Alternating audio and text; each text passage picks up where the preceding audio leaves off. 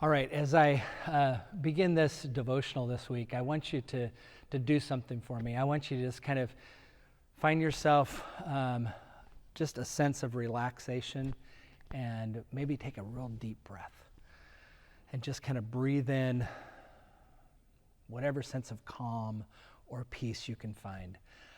The reason I do that is twofold. One is, you know as well as I do, we're coming right up on the holiday season, right?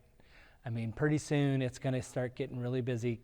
Thanksgiving is not that far away, and that means for a lot of folks it's travel, it's getting together with family, it's all the things that come with the holiday season, and right after that it's going to be the Christmas season and all that happens with that.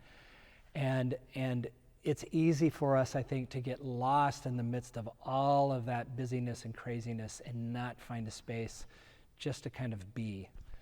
The second reason I mention that is because maybe it's just me, but I really sense just an odd mood going on around us. Maybe it's been for quite some time, but I don't know, just recently there seems to be this real sense out there when I talk to folks, this sense of, I don't know what else to call it, but pessimism.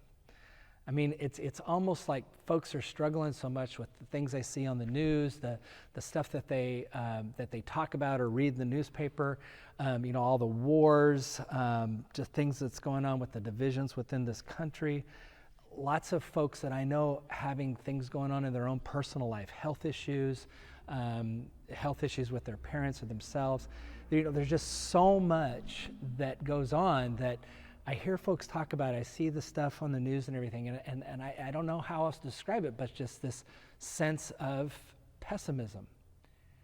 And we as people of faith know that there are times when that can creep into us as well.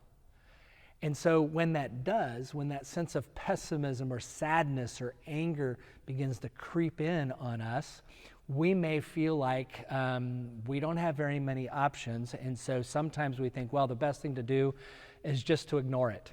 Or we just kind of say, you know what, I'm just going to do my best to check out altogether of all that's going on.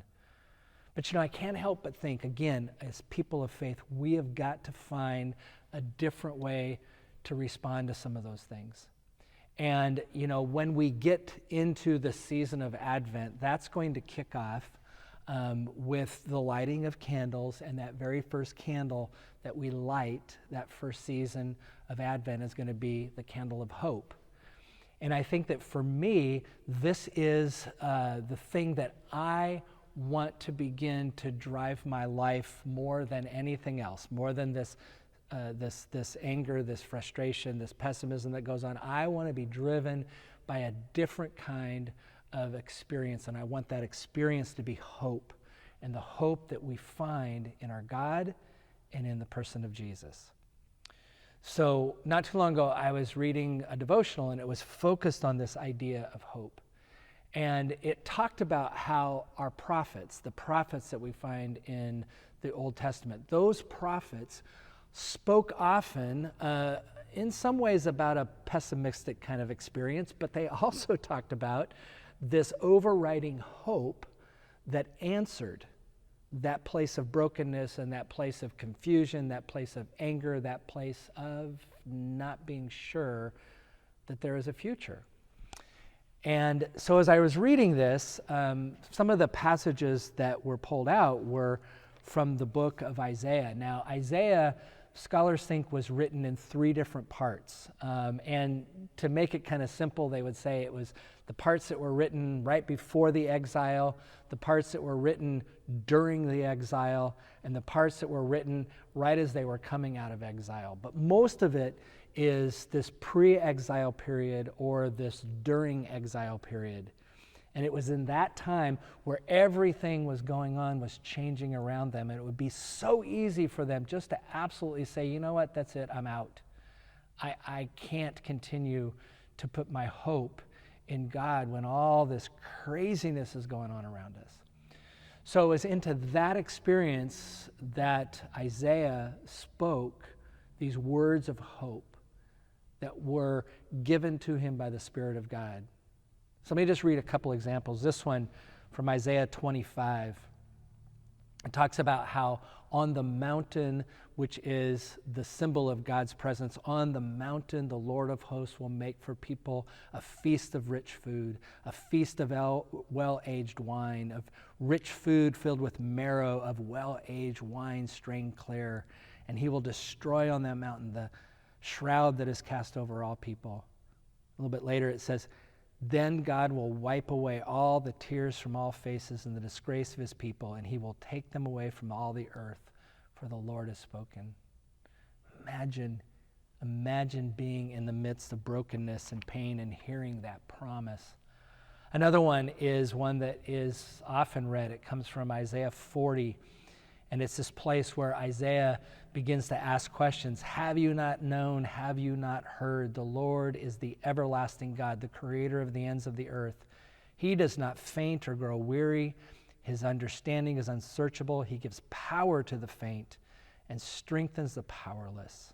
Even youth will be weary and faint, and the young will fall exhausted. But those who wait on the Lord shall renew their strength. They shall mount up with wings like eagles. They shall run and not be weary. They shall walk and not faint.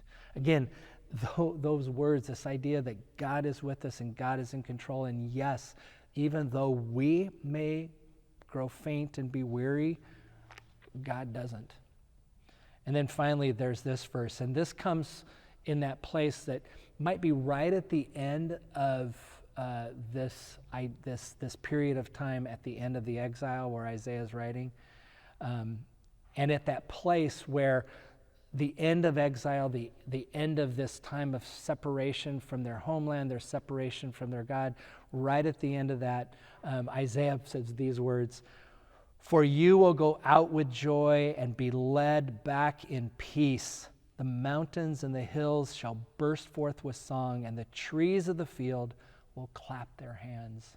It's almost like you're going to be welcomed back into a place of security and comfort, and the very trees are going to be welcoming you back. I mean, it's such a wonderful picture, and yet it's also something that I think, again, when we're in the midst of that, we struggle with. And so we want to have this hope, and what we end up doing is we end up imagining hope as just something that's out there in the future. In other words, we're going to get through all this mess, and then we're going to be out there, and everything will be okay the next day, the next day, the next day.